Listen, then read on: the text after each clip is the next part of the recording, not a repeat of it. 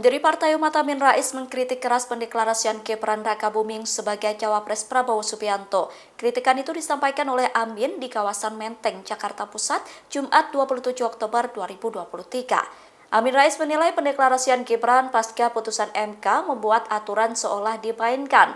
Ia menilai putusan itu dibuat untuk memberikan karpet merah kepada Gibran. Putusan itu juga dinilai untuk membentuk dinasti politik di Indonesia. Menurut Amin Rais, putusan MK itu terkesan tergesa-gesa.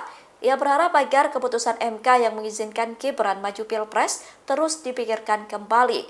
Dalam kesempatan itu, Amin Rais berkata bahwa Gibran tidak mewakili kaum milenial. Pernyataan yang menyebut Gibran sebagai pilihan kaum milenial pun ia sebut sebagai penghinaan.